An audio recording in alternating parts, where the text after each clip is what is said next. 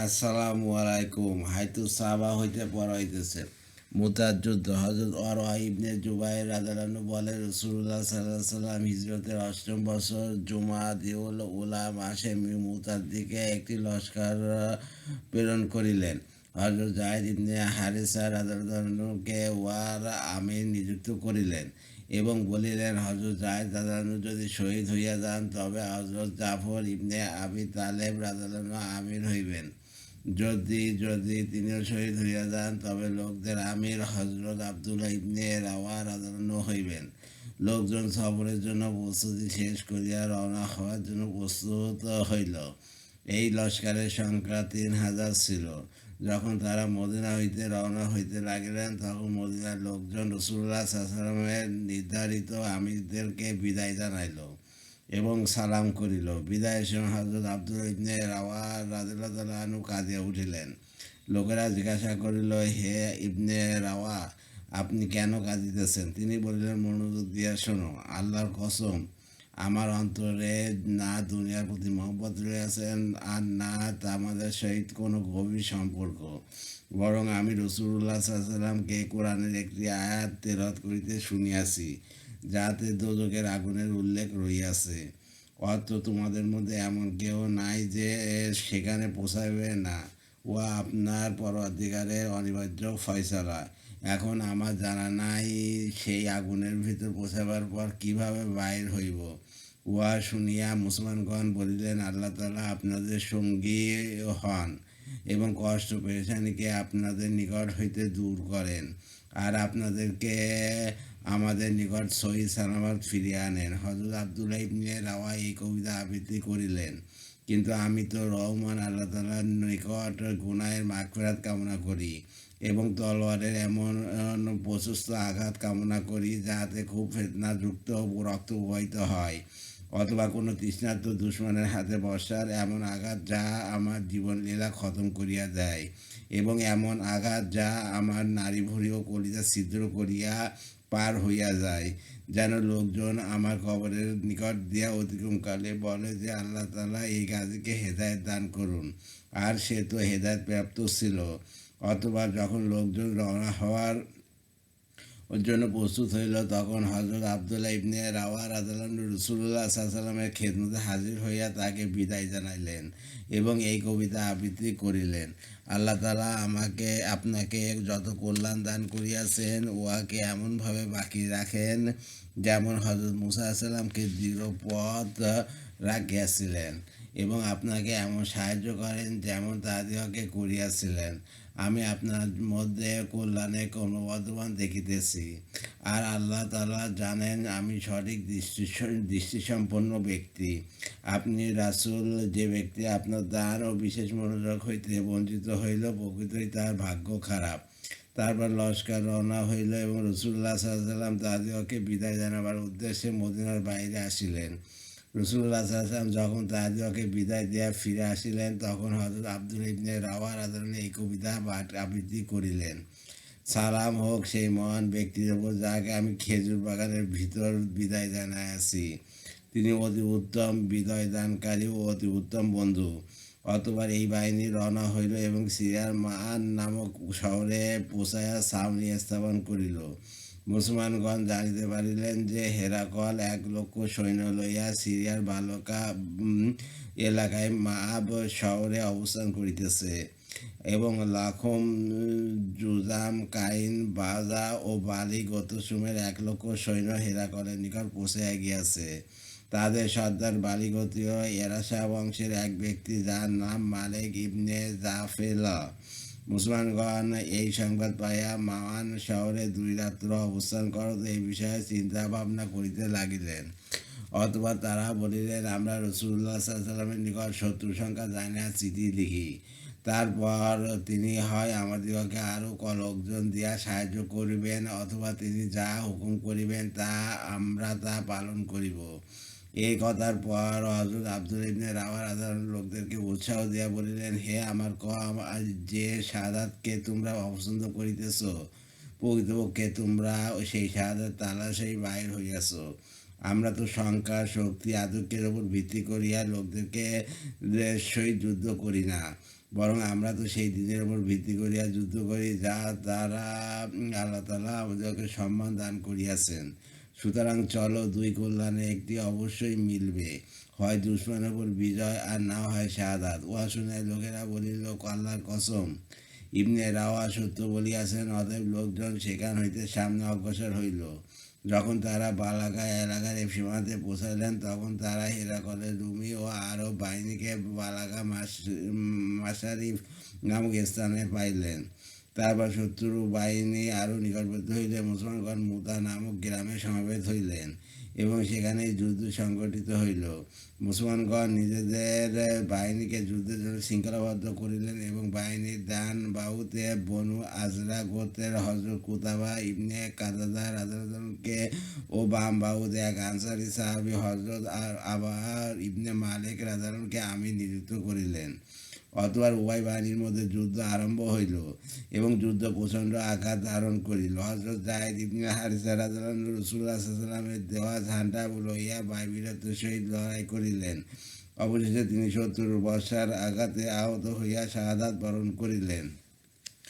অতঃপর হযরত জাফর ইবনে আবি তালিব রাদিয়াল্লাহু সেই ঝান্ডা হাতে লইলেন এবং দুশমনের সহিত লড়াই করিতে করিতে তিনিও শাহাদাত বরণ করিলেন।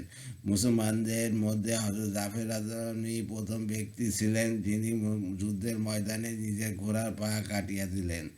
তাবারানী গ্রন্থে অনুরূপ হাদিস হযরত ওরওয়া ইবনে জুবাইর রাদিয়াল্লাহু হইতে বর্ণিত হইয়াছে।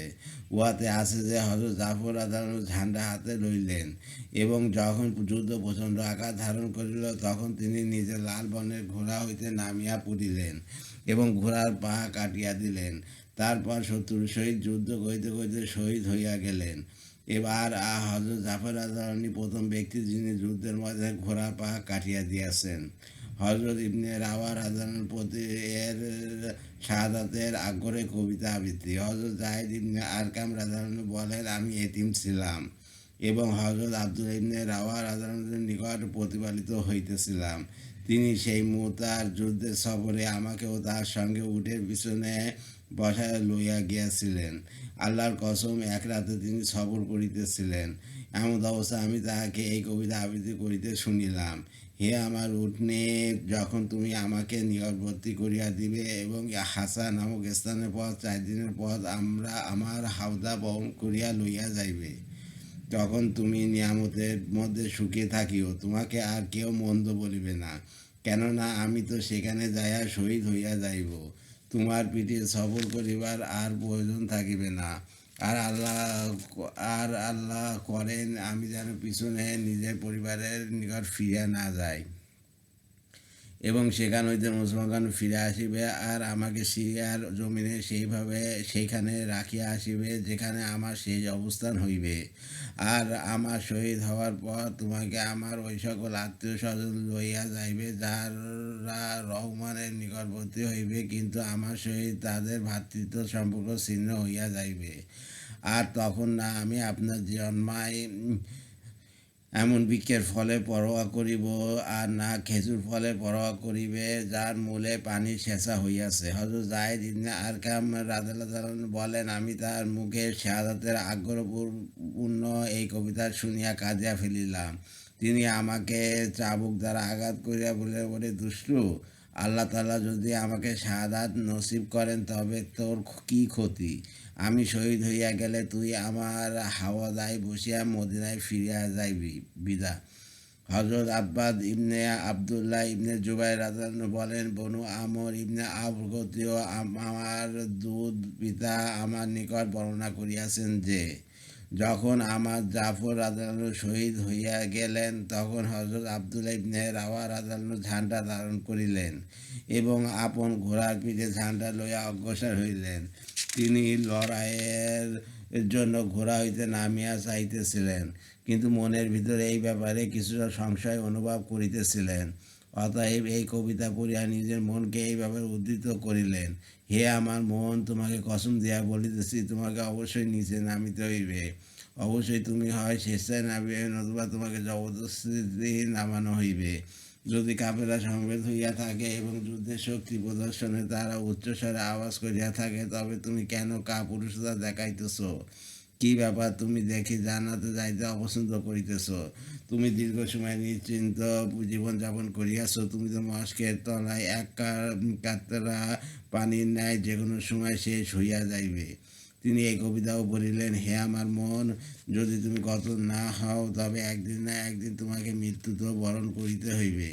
এই মৃত্যু তকদিরে লিখিত ফাইসালা, যাহাতে তোমাকে প্রবেশ করানো হইয়াছে।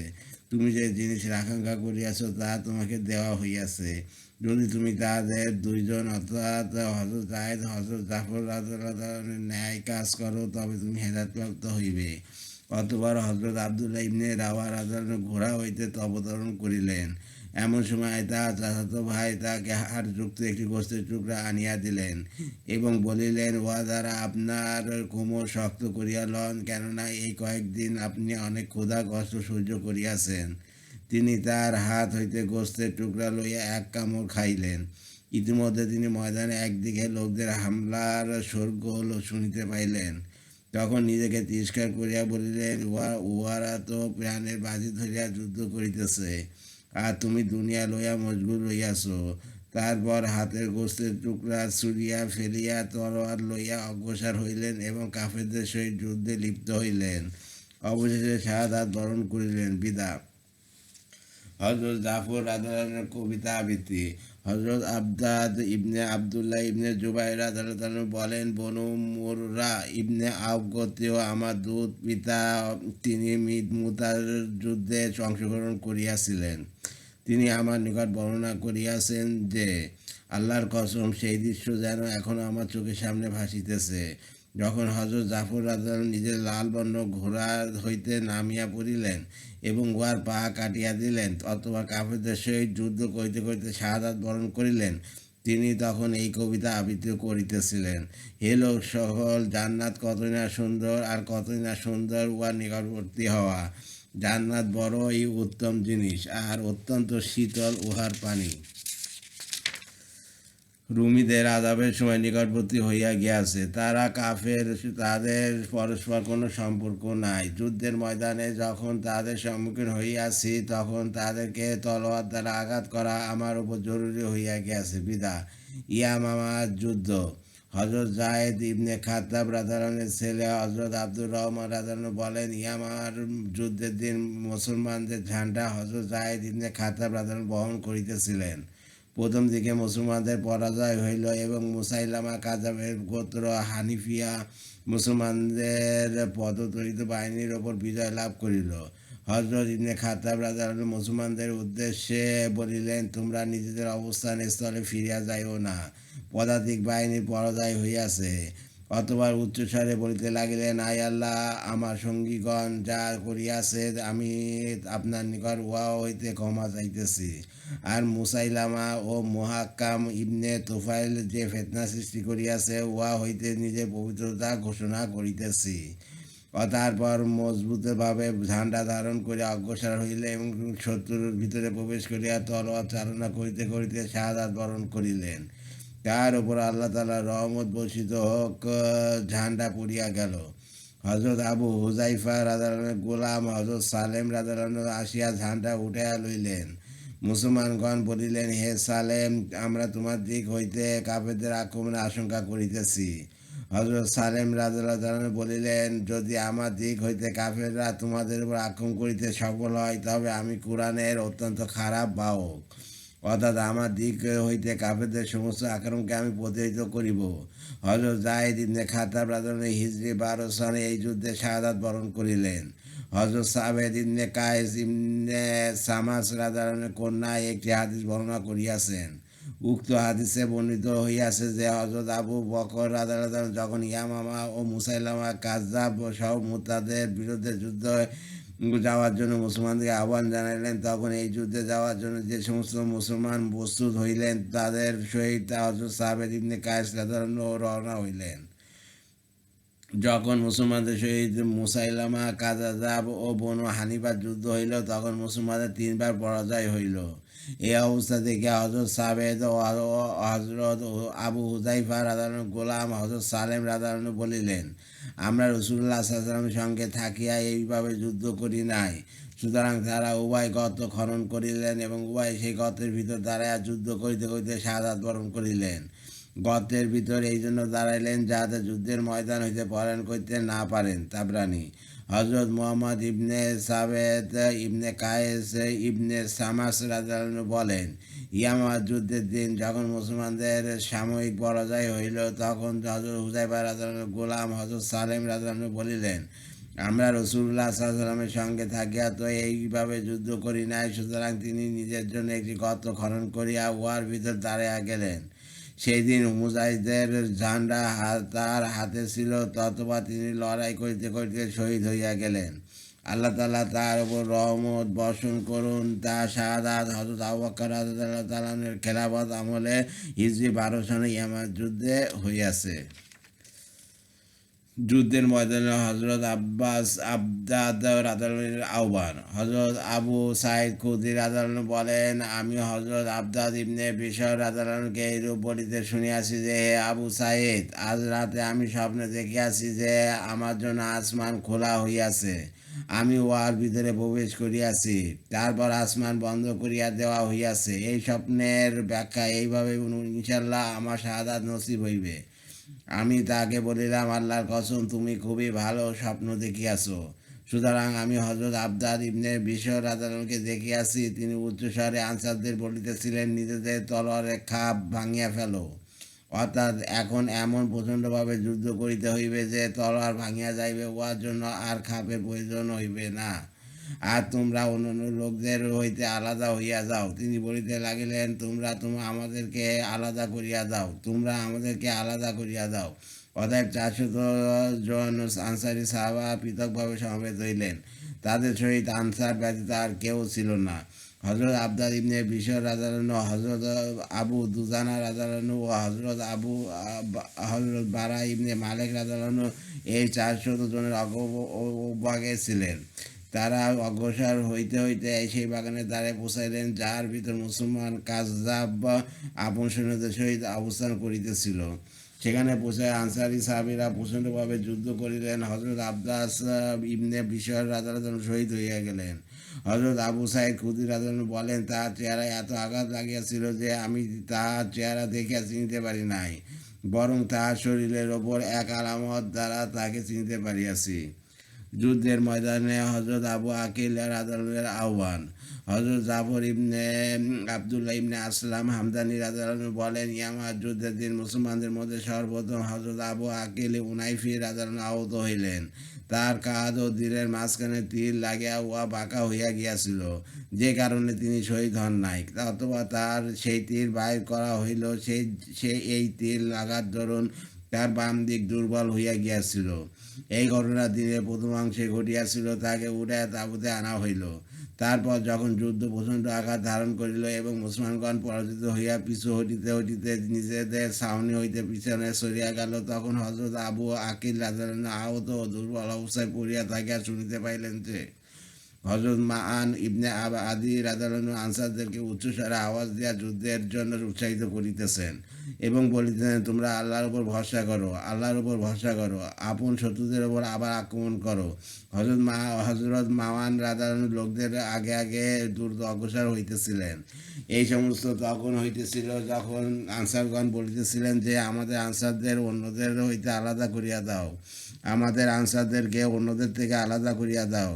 অতএব এক এক করিয়া আনসারগণ পৃথকভাবে একদিকে সমবেত হইলেন। উদ্দেশ্য ছিল এইভাবে আনসারগণ যখন পৃথকভাবে বীর বিক্রমে শত্রুর উপর আক্রমণ করিবেন এবং সাহসিকতার সহিত অগ্রসর হইবেন, তখন তাদের দেখাদেখি অন্যান্য মুসলমানরা দৃঢ়পদ হইয়া যুদ্ধে লিপ্ত হইবে এবং সাহসিকতার পরিচয় দিবে। হজরত আবদুল্লাহ ইবনে ওমর রাদিয়াল্লাহু বলেন, হজরত আবু আকিল আনসারী রাদিয়াল্লাহু আনসারদের নিকট যাওয়ার জন্য উঠিয়া দাঁড়াইলেন।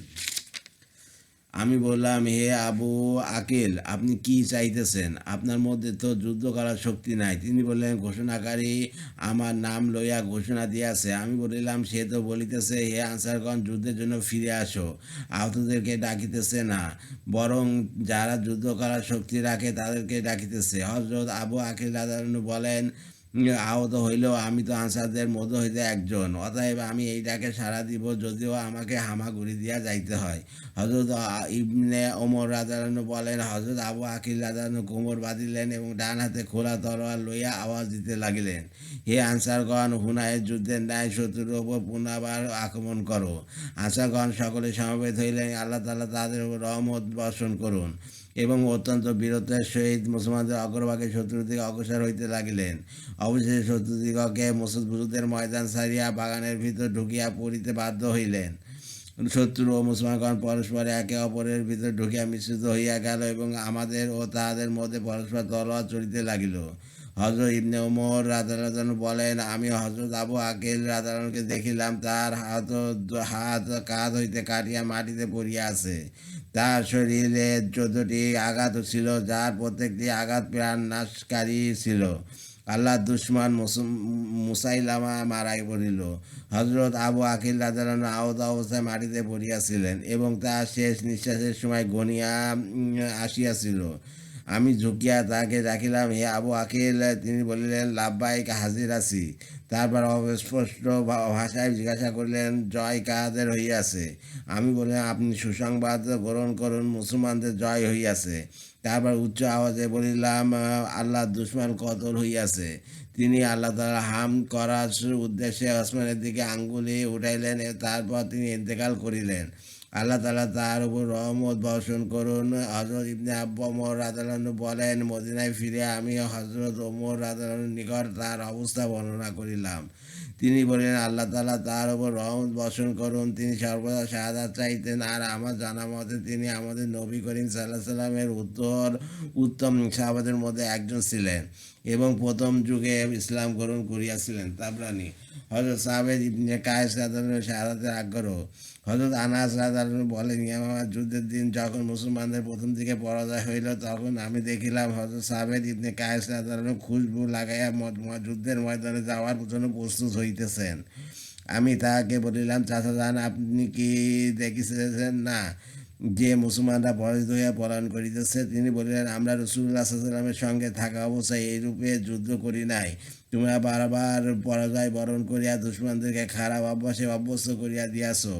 হায় আল্লাহ, এই সকল মোরতাদরা যে ফিতনা সৃষ্টি করিয়াছে এবং এই সমস্ত মুসলমানরা গণ পরাজয় বরণ করিয়া পলায়ন করতে যা করিয়াছে, উহা হইতে আমি পবিত্র।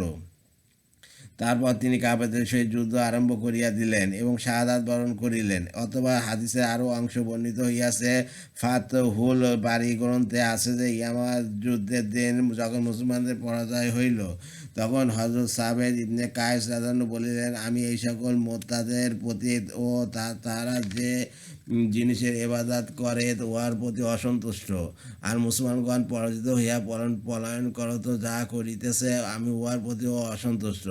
এক ব্যক্তি বাগানের দেয়ালের ফাঁকে দাঁড়িয়েছিল, তিনি তাকে কতল করিলেন এবং তারপর নিজেও শহীদ হইয়া গেলেন। তাবরানী। ইয়ারমুকের যুদ্ধ। হজরত ইয়াকামার রাদিয়াল্লাহু এর শাহাদাত। হজরত সাবেদ বানানী রাদিয়াল্লাহু বলেন, হজরত ইকরামা ইবনে আবি জাহল রাদিয়াল্লাহু ইয়ারমুকের যুদ্ধের দিন শাহাদাতের আকাঙ্ক্ষায় শহর হইতে নামিয়া পায়দল চলিতে আরম্ভ করিলেন। হজরত খালেদ ইবনে ওয়ালিদ রাদিয়াল্লাহু তাকে বললেন, হে ইকরামা, এমন করিও না, কারণ তোমার শহীদ হইয়া যাওয়া মুসলমানদের জন্য অনেক কঠিন জিনিস হইবে। হজরত ইকরামা রাদিয়াল্লাহু বললেন, হে খালেদ, আমাকে ছাড়িয়া দাও, কেননা তুমি তো রাসূলুল্লাহ সাল্লাল্লাহু আলাইহি ওয়াসাল্লামের সহিত থাকিয়া ইসলাম প্রচারের অনেক সুযোগ পাইয়াছ। আমিও আমার পিতা, আমরা উভয় লোকদের মধ্যে রাসূলুল্লাহ সাল্লাল্লাহু আলাইহি ওয়াসাল্লামের সর্বাপেক্ষা বিরোধী ছিলাম এবং তাহাকে সর্বাপেক্ষা অধিক কষ্ট দিতাম। এই বলিয়া ইকরামা রাদিয়াল্লাহু পায়দল অগ্রসর হইলেন এবং শহীদ হইয়া গেলেন। কানাস। হজরত আবু ওসমান গাসসানী রহমতুল্লাহের পিতা বলেন, ইয়ারমুকের যুদ্ধের দিন হজরত ইকরামা ইবনে আবি জাহল রাদিয়াল্লাহু বলিলেন, আমি বহু ময়দানে রাসূলুল্লাহ সাল্লাল্লাহু আলাইহি ওয়াসাল্লামের বিরুদ্ধে যুদ্ধ করিয়াছি, তবে কি কাজ আমি তোমাদের নিকট হইতে পরাজিত হইয়া পলায়ন করিব? অথবা তিনি উচ্চস্বরে বলিলেন, কে আছে মৃত্যুর উপর বায়াত গ্রহণ করিবে? সুতরাং তার চাচা হজরত হারেস ইবনে হিসাম রাদিয়াল্লাহু ও হজরত জেরার ইবনে আজর রাদিয়াল্লাহু 400 মুসলমান সর্দার ও অশ্বারোহী সহ বায়াত হইলেন। তারা হজরত খালেদ রাদিয়াল্লাহু এর তাঁবুর সম্মুখে প্রচণ্ডভাবে যুদ্ধ করিলেন এবং সকলে অত্যাধিক পরিমাণে আহত হইলেন। কিন্তু তাদের কেউ নিজ স্থান হইতে সরিলেন না, বরং দৃঢ়পথ থাকিলেন। তাদের মধ্য হইতে বিরাট অংশ শাহাদাত বরণ করিলেন। হযরত জেরার ইবনে আজওয়ার রাদিয়াল্লাহু ও শহীদ হইলেন। বিদায়। হযরত সাহাব রহমতুল্লাহ রেওয়াতে অনুরূপ বর্ণিত হইয়াছে।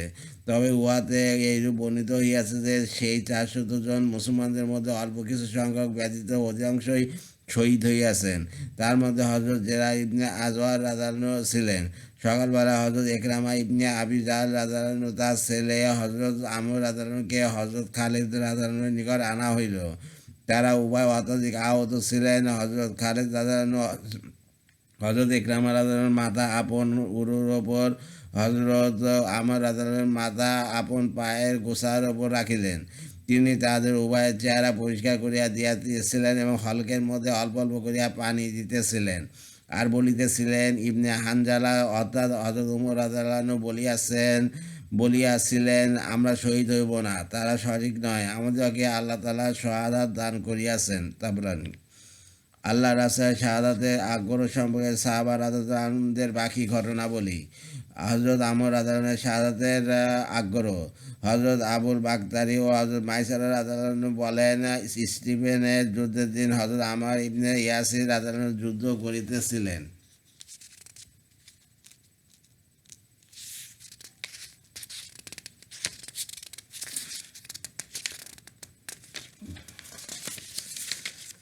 কিন্তু শহীদ হইতেছিলেন না। তিনি হযরত আলী রাদিয়াল্লাহুর খেদমতে হাজির হইয়া বলিলেন, হে আমিরুল মুমিনিন, আজ অমুক দিন, অর্থাৎ রাসূলুল্লাহ সাল্লাল্লাহু আলাইহি ওয়াসাল্লাম তাকে সেদিন শহীদ হইবেন বলিয়া সুসংবাদ দিয়াছিলেন। আর সেই দিন হযরত আলী রাদিয়াল্লাহু বলিতেন, আর সেই কথা তোমার মন হইতে দূর করিয়া দাও। এইভাবে 3 বার হইল। অথবা তার নিকট দুধ আনা হইলে তিনি উহা পান করিয়া বলিলেন, রাসূলুল্লাহ সাল্লাল্লাহু আলাইহি ওয়াসাল্লাম বলিয়াছিলেন, আমি দুনিয়া হইতে বিদায়ের সময় সর্বশেষ যা পান করিব তা দুধ হইবে। তারপর উঠিয়া যুদ্ধে লিপ্ত হইলেন এবং অবশেষে শাহাদাত বরণ করিলেন। তাবরানী। রাসূলুল্লাহ সাল্লাল্লাহু আলাইহি ওয়াসাল্লামের সাহাবী হযরত আবু সিনান দুহালি রাদিয়াল্লাহু বলেন, আমি হযরত আমর ইবনে ইয়াসির রাদিয়াল্লাহুকে দেখিলাম, তিনি নিজের গোলামের নিকট হইতে পান করা কোনো জিনিস চাইলেন। সে তার নিকট এক পেয়ালা দুধ আনিল এবং তিনি সেই দুধ পান করিলেন এবং তারপর বলিলেন, আল্লাহ ও তার রাসূল সত্য বলিয়াছেন, আজ আমি শহীদ হইয়া আমার প্রিয় দোস্তদের অর্থাৎ হযরত মুহাম্মদ সাল্লাল্লাহু আলাইহি ওয়াসাল্লাম ও তার জামাত সহিত মিলিত হইব। অথবা হাদিসে আরও অংশ বর্ণিত হইয়াছে। তাবরানী। হযরত ইব্রাহিম ইবনে আব্দুর রহমান ইবনে আওফ রাদিয়াল্লাহু বলেন, আমি হযরত আমর ইবনে ইয়াসির রাদিয়াল্লাহুকে যেদিন তিনি শহীদ হইয়াছেন এবং সিফফিনের যুদ্ধের দিন উচ্চস্বরে বলিতে শুনিয়াছি যে, আমি জাব্বার অর্থাৎ আল্লাহ তাআলার সহিত মিলিত হইব, ডাক ও চোখের বিশিষ্ট হুদদেরকে বিবাহ করিব। আজ আমাদের দস্যুদের অর্থাৎ হযরত মুহাম্মদ সাল্লাল্লাহু আলাইহি ওয়াসাল্লাম ও তার সঙ্গীদের সহিত মিলিত হইব। রাসূলুল্লাহ সাল্লাল্লাহু আলাইহি ওয়াসাল্লাম আমাকে বলিয়াছিলেন, দুনিয়াতে তোমার সর্বশেষ খোরাক দুধের শরবত হইবে। আমি উহা পান করিয়াছি, অতএব আমার বিদায়ের সময় আসিয়া গিয়াছে। তাবরানী। হযরত বারা ইবনে মালিক রাদিয়াল্লাহু শাহাদাতের আগ্রহ। হযরত আনাস রাদিয়াল্লাহু বলেন, আমি হযরত বারা ইবনে মালিক রাদিয়াল্লাহুর নিকট আসিলাম। তিনি গুনগুন করিয়া কিছু কবিতা আবৃত্তি করিতেছিলেন। তিনি তাহাকে বলিলাম, আল্লাহ তাআলা আপনাকে এই সমস্ত কবিতা হইতে উত্তম জিনিস অর্থাৎ কোরআন দান করিয়াছেন, কাজে আপনি কোরআন পড়ুন। তিনি বললেন, তুমি এই আশঙ্কা করো যে আমি বিছানায় প্রতিপালন করিব না? আল্লাহর কসম, আল্লাহ তাআলা আমাকে এই শাহাদাতের নিয়ামত হইতে বঞ্চিত করিবেন না। আমি তো একাই 100 কাফেরকে কতল করিয়াছি, অন্যান্যদের সহিত মিলিয়া যাদেরকে কতল করিয়াছি তারা এই 100 হইতে আলাদা। এছাড়া অপর এক রেওয়াজে হযরত আনাস রাদিয়াল্লাহু হইতে বর্ণিত হইয়াছে যে, পারস্য দেশে আকাবার যুদ্ধে যখন মুসলমানগণ পরাজিত হইয়া একদিকে সরিয়া আসিল, তখন হযরত বারা ইবনে মালিক রাদিয়াল্লাহু উঠিয়া নিজের ঘোড়ায় চড়িলেন, যাহাকে একজন লোক পিছন হইতে হাঁকাইতেছিল। তিনি নিজের সঙ্গীদের উদ্দেশ্যে বলিলেন, তোমরা বারবার পরাজয় বরণ করিয়া নিজেদের প্রতিবন্ধী দুশমনদেরকে খারাপ অভ্যাসে অভ্যস্ত করিয়া দিয়াছ। এই বলিয়া তিনি দুশমনের ওপর এমন আক্রমণ করিলেন যে আল্লাহ তাআলা উহাতে মুসলমানদেরকে বিজয় দান করিলেন এবং তিনি নিজে সেদিন শহীদ হইয়া গেলেন। হযরত উসমান ইবনে মাজুন রাদিয়াল্লাহু সম্পর্কে হযরত ওমর রাদিয়াল্লাহু ভুল ধারণা।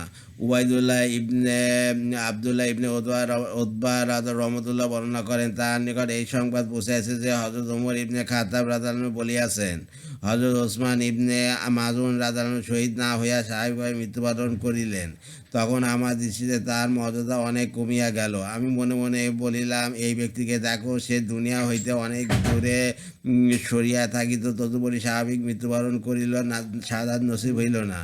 এইভাবে আমার দৃষ্টিতে তার মর্যাদা কমিয়া রইল। অবশেষে রাসূলুল্লাহ সাল্লাল্লাহু আলাইহি ওয়াসাল্লামের শাহাদাত ছাড়া স্বাভাবিক ইন্তেকাল হইল। তখন আমি মনে মনে বলিলাম, তোর নাশ হোক, আমাদের উত্তম ব্যক্তিবর্গরা শাহাদাত ছাড়াই ইন্তেকাল করিয়াতেছেন। তারপর হযরত আবু বকর রাদিয়াল্লাহু আনহু স্বাভাবিক মৃত্যুবরণ করিলেন। তখন আমি মনে মনে বলিলাম, তোর নাশ হোক, আমাদের উত্তম ব্যক্তিবর্গ শাহাদাত ছাড়া স্বাভাবিক মৃত্যুবরণ করিতেছেন। অতএব হযরত ওসমান ইবনে মাযান রাদিয়াল্লাহু আনহু এর মর্যাদা আমার দৃষ্টিতে পূর্বের ন্যায় হইয়া গেল। মুনতাখাবুল কানজ। আমার ইউটিউব চ্যানেল রিপন কুরাজ, ওইটাকে আপনারা সাবস্ক্রাইব করবেন আর লাইক কমেন্ট শেয়ার দেবেন আমার ভিডিওতে, এতে আমি উৎসাহিত হই। রিপন কুরাজ হচ্ছে আমার ফেসবুক পেজ, ওইটাকে আপনারা ফলো দিয়ে রাখবেন। সবাই ভালো থাকবেন, সুস্থ থাকবেন এবং স্বাভাবিক থাকবেন। আল্লাহ হাফিজ।